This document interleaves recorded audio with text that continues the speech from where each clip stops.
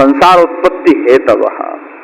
હવે પૌરાણિક જે છે ફક્ત પોતાનું એ ગુજરાન ચલાવવા માટે કથા કહેતો હોય તો એ પાછું કે એ જલ કેવું છે, એ પુરાણ કથા કહેનારાનું જે જલ જે છે, પછી નહેર જે જતી હોય એની અંદરથી એ જે કેદાર એટલે કે એ નહેરમાંથી પાછું પોતાના ખેતરમાં વાળે જલ, એ નહેર ચાલી આવે એમાંથી કંઈક આમ રસ્તો કરી અને પોતાના ખેતરમાં લઈ જાય જલ. નહેરનું જલ પોતાના ખેતરમાં વાળવા માટે એક રસ્તો બનાવે. એ જલ જેવું એ જલ શું કરે પછી, એ કોઈના સ્નાન પાન વગેરેના કામમાં ન આવે, ફક્ત પોતાના ખેતરમાં ધન ધાન્યની ઉત્પત્તિ કરવામાં કામમાં આવે. તો જે લોકો પૌરાણિક પણ જો એની કથા પોતાનું ગુજરાન ચલાવવા માટે પોતાના બાલ બચ્ચા ક્ષેત્ર પ્રવિષ્ટા આપે, ક્ષેત્ર આ શરીર પણ થાય, શરીરના સંબંધીઓ શરીર ખેતર પણ થાય, એને ચલાવવા માટે જો આ ભગવત ગુણગાનનો ઉપયોગ કરે તો એ જલ પાછું કેવું થાય કે બીજાને કામમાં ના આવે પણ પોતાના ખેતરને પકાવવામાં જ કામમાં આવે, શ્રોતા માટે ન કામ પણ પોતાનું ધન ધાન્યની ઉત્પત્તિ થાય. જે ભાગવત કથા કહેનારાઓ છે, પુરાણ કથા કહેનારાઓ છે, કરોડપતિ છે, બધા કરોડપતિ થઈ ગયા છે. પોતાનું ખેતર સાચું કર્યું, નહેરનું જલ વાળી લીધું, પોતાના ખેતરમાં વાળ્યું, તો પોતાનું કાર્ય થઈ ગયું. ભાગવત સપ્તાહથી હવેલીઓ ઉત્પન્ન થઈ ગઈ, મોટા મોટા ઘર ઉત્પન્ન થઈ ગયા ભાગવત સપ્તાહ કરીને. ભાગવત સપ્તાહ કરીને હવેલી નિર્માણ થઈ ગયું. વૈષ્ણવ બહુ ધર્મ કાર્ય કર્યું, બહુ ધર્મ કર્યું. અરે ભાઈ ખેતરમાં વાળી આ જળ બધું નહેરનું ખાલી ખેતરમાં જ વાળ્યું, તમારે કાંઈ કામ નહીં, તમે ખોટે ખોટા નંદ મહોત્સવમાં નાચો છો. ઓલા નંદ મહોત્સવ પાટોત્સવમાં આવી નાચે, મેં કે લૂંટાઈ ગયા પછી નાચો છો, લૂંટાઈ ગયા તમે આખા બાટલાના પૈસા દઈ દઈને તો પછી નંદ મહોત્સવમાં નાચતા હોય. ઓલું પ્રોસેસન કાઢે, પછી પ્રોસેસન કાઢીને બતાવે કે આટલા લૂંટાવા જો આ તો બિચારા કેવા નાચે છે, બહુ નાચે, નાચતા હોય બેન્ડ વાજા વગાડે, ઉપરના લટકાવી દીધા બધા ઉપર લટકાવી નિશાની છે કે આ બધા લૂંટાડા છે. આમ ઉપર લટકાવી પાટોત્સવ થયો, પાટોત્સવ અત્યારે હું પાટોત્સવ થયો. ક્ષેત્ર પ્રવિષ્ટાસ્તિ ચાપી સંસારોત્પત્તિ હેતવ. બીજું કઈ કામમાં ના આવે આ ભગવત ગુણગાન, એ કઈ કામમાં ના આવે કે આ બધા એ લૂંટાઈ જાય તો આનંદ મનાવતા હોય, નંદ મહોત્સવ કરી નાચતા હોય તો ગજબની મૂર્ખાઈ. અને આ મૂર્ખાઈ એવી કે પૈસા બધા એના, એ લોકોએ પૈસા આપ્યા, ભાગવત કથાનું નિમિત્ત બન્યું, ભગવત ગુણગાન વેચાણું, તો ફાયદો કોને થયો?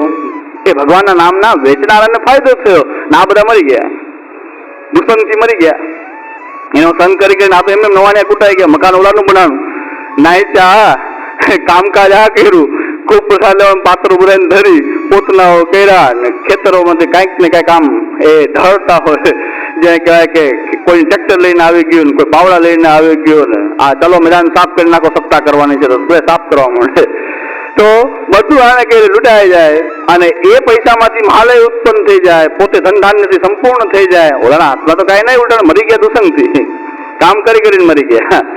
અને તોય આની ભેગા એમને પણ આસુરાવેશમાં લિપ્ત થઈ ગયા ને એનું પણ કલ્યાણ થઈ ગયું, નવાણિયા કૂટાઈ ગયા. એટલે આ ઉપરના મેદાન પાટોત્સવમાં સમજાય કે કૂટાઈ ગયા, ખોટે ખોટા કૂટાઈ ગયા.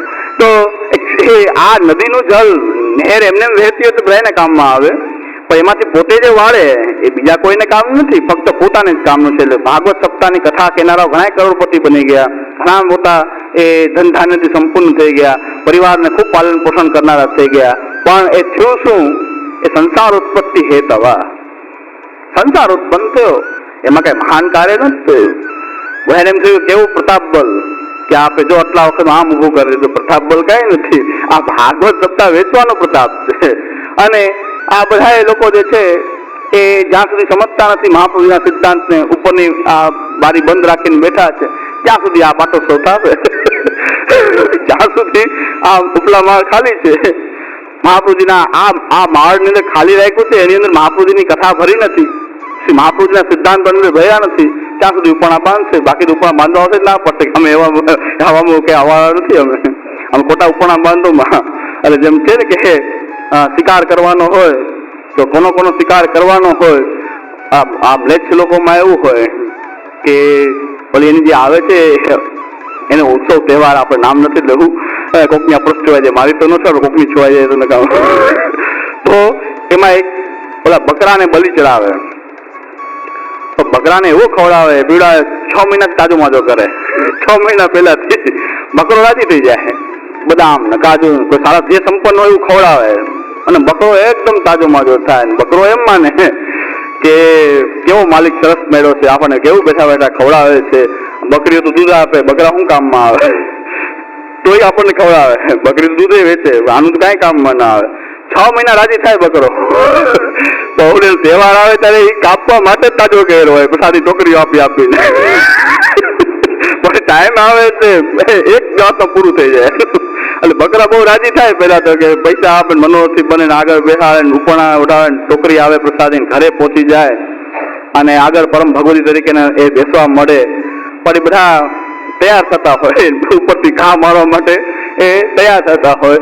તો એ બધા બકરાઓ રાજી થાય કે હો કેવો માલિક સરસ મળી ગયો, કેટલું માનપાન આપે છે. પણ અંતે આ જ થવાનું હોય. અને ત્યારે ને ખબર પડે કે આ ખરાબ હતો, આ દશા કરી આ લોકોએ. આના કરતા તો એમને ચડતું તો સારું હતું, ઘાસ કાજુ બદામ ખાઈ ખાઈને હેરાન થઈ ગયો, તો મારી જ નાખ્યો સીધો. એટલે જયારે ઘા આવે ત્યારે ખબર પડે. તો ઘા આવે અહીં આવે ને પછી આવે, તો પછી ખબર પડે કે અહીંનો ઘા એ પછી લાગે.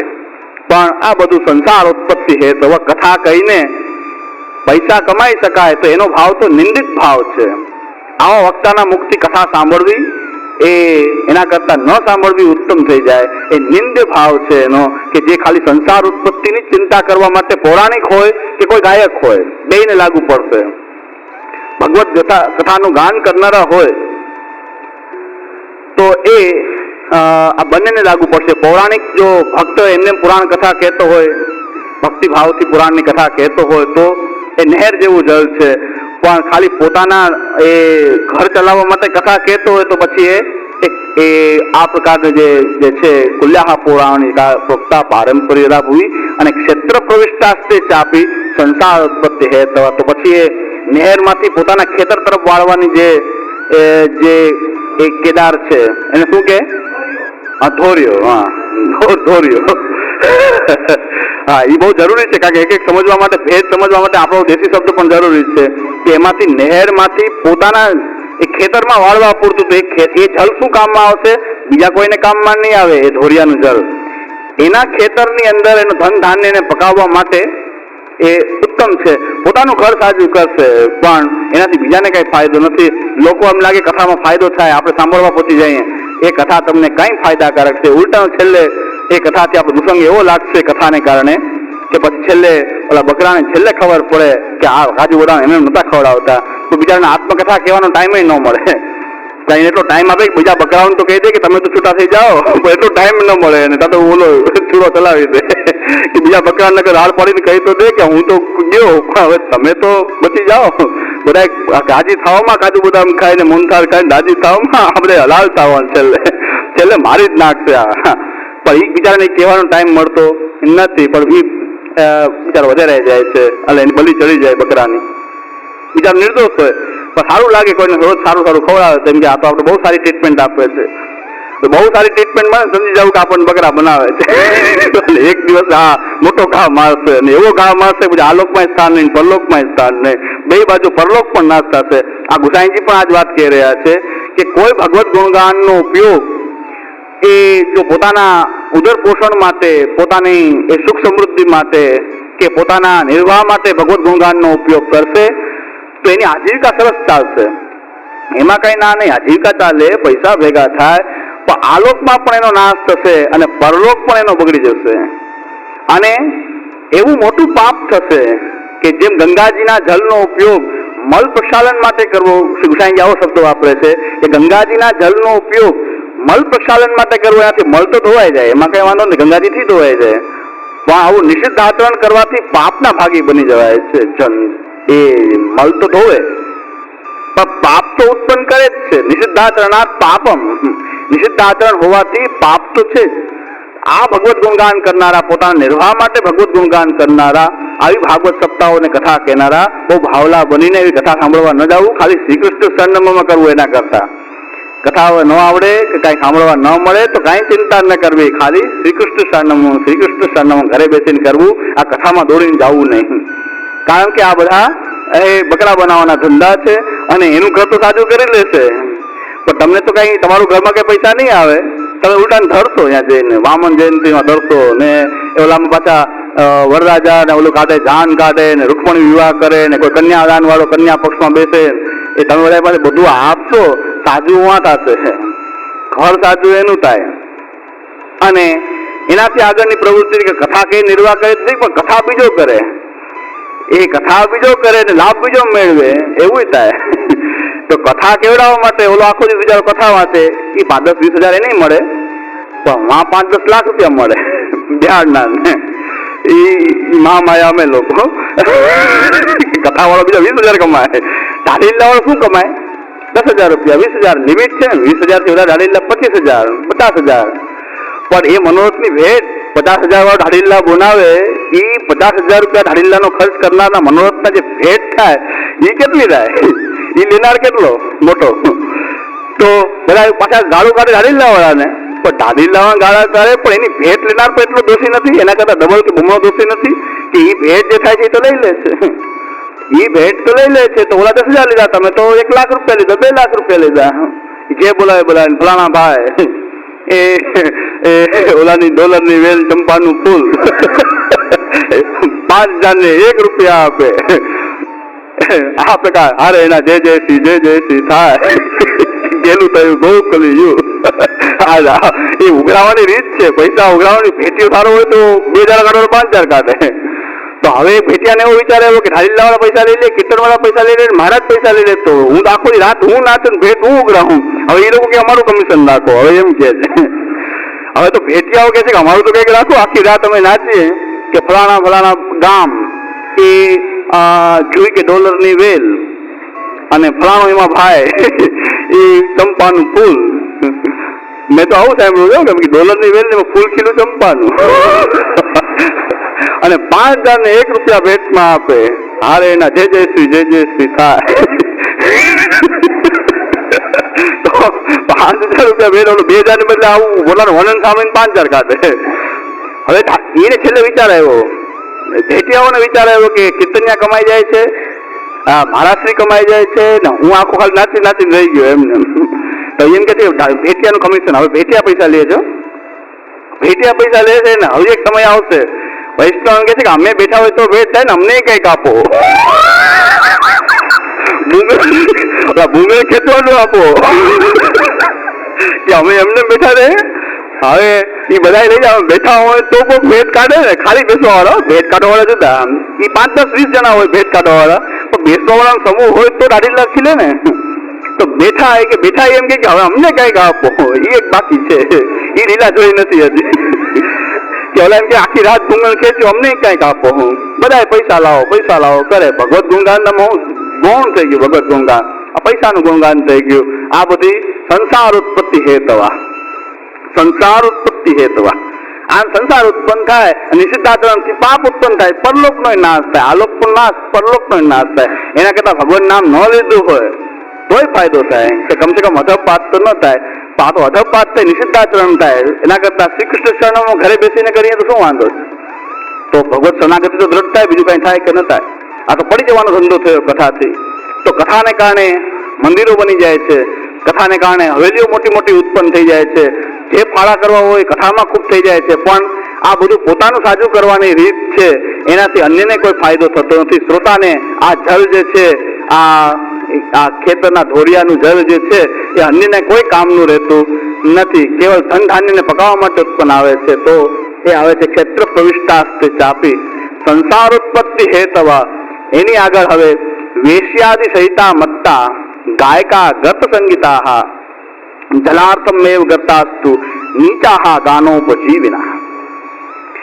હવે એનાથી એક કેટેગરી આગળ નિંદિત ભાવ, એનાથી પણ આગળ એક નિંદિત ભાવ કે ભાઈ આ ધોરિયાનું જલ પોતાનું સાજુ કરવા માટે વાપર્યું.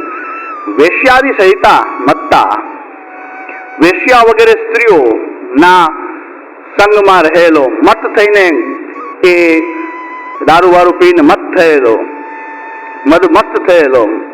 મત્તા ગાયકા, એ ભગવત ગુણગાન ગાતા હોય તો ગાયકા ગર્ત સંગીતા. ગર્ત સંગીતા એટલે કે ખાડાનું જલ, ખાડામાં ભરાયેલું મલિન જલ એ ગર્ત કહેવાય. પ્રદર જલ, વેદમાં પ્રદર કીધું છે. પ્રદર એટલે કે એ જલ કોઈ સ્નાન પણ ન કરવું, પાન પણ ન કરવું, એ મલિન છે, ખાડામાં ભરાયેલું જલ. તો ખાડામાં ભરાયેલું જે જલ જે છે એ ખાડામાં ભરાયેલું જલથી સ્નાન ન કરાય, પાન ન કરાય, એ ખાડામાં ભરાયેલું જલ મલિન છે.